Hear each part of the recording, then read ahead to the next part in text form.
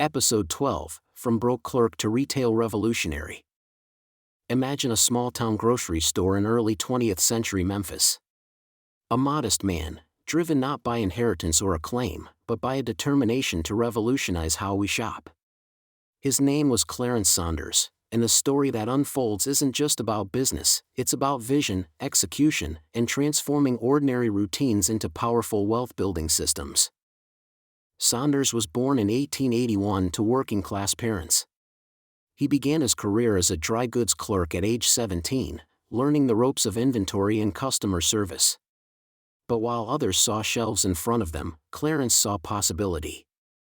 He noticed how inefficient grocery shopping was. Customers had to hand their lists to clerks, wait in lines, and couldn't even inspect produce before buying. These small frustrations sparked a burning question in him: what if shopping could be redesigned? He saved diligently, learned everything about supply chains and margins, and by his mid-20s he opened his own store. It was a humble beginning. He stocked shelves neatly, greeted every customer by name, and ran adverts boasting fair prices. The store did okay, but it wasn't enough. Saunders wanted to reimagine the customer experience itself. Then came his breakthrough moment.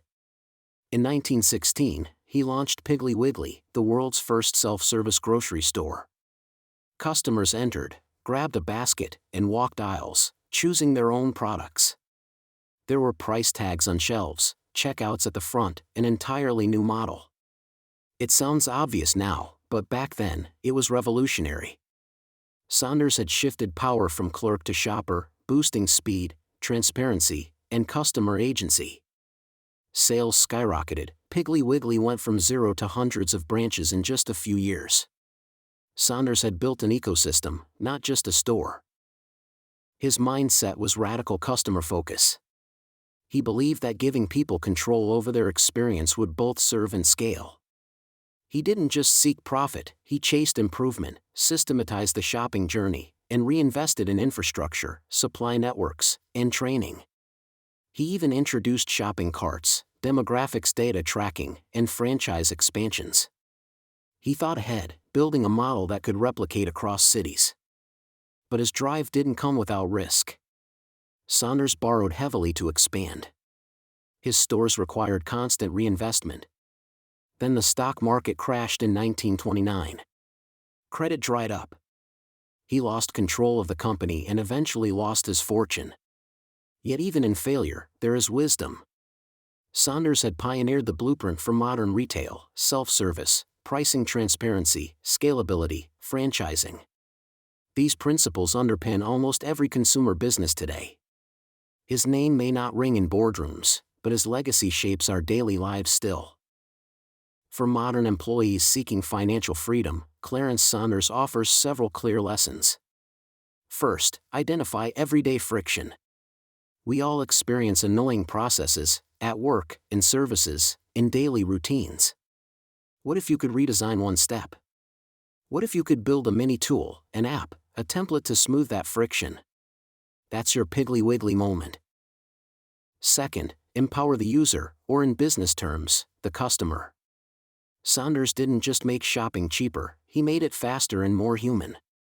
In your context, that might mean improving a client onboarding, automating a routine report, or teaching others a simplified method. Think beyond your paycheck, think about career friction and solutions. Third, design for scale. Saunders didn't keep Piggly Wiggly small. He thought in systems. Franchise models, price tags, store standards. He created replicable units. As an employee, ask, how can your side hustle, service, or skill be packaged, taught, or delegated? How can it operate without you? This is how slow income becomes exponential.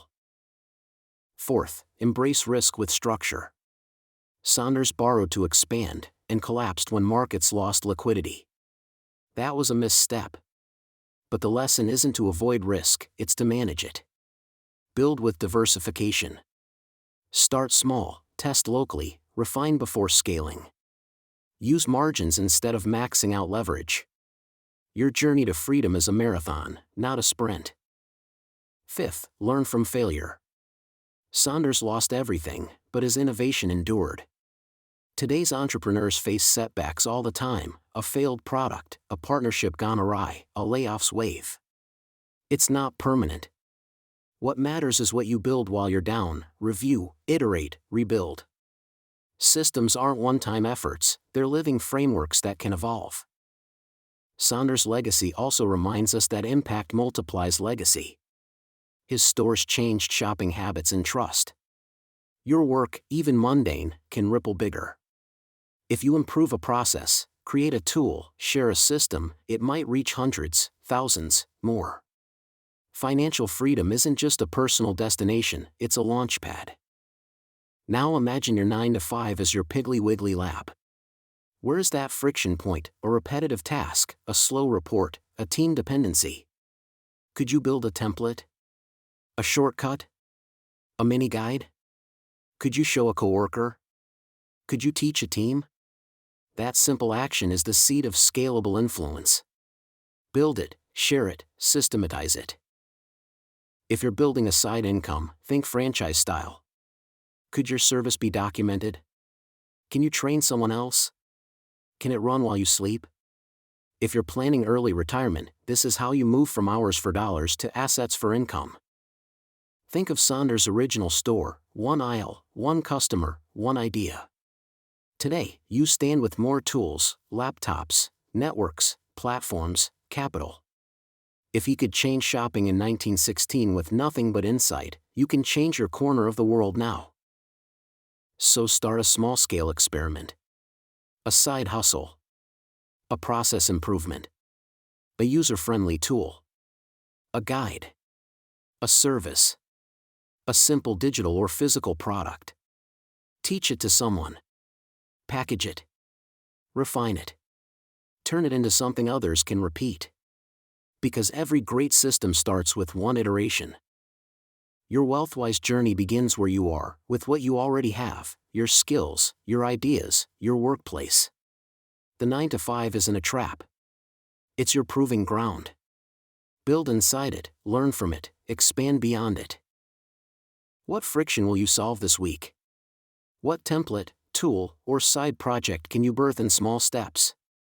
How can that project evolve into recurring value, scalable revenue, and someday, freedom from the inbox?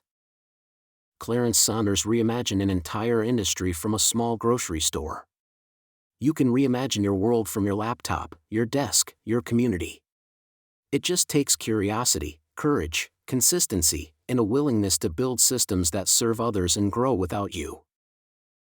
This isn't just about earnings, it's about lasting wealth. It's about financial freedom, early retirement, and living life on your terms.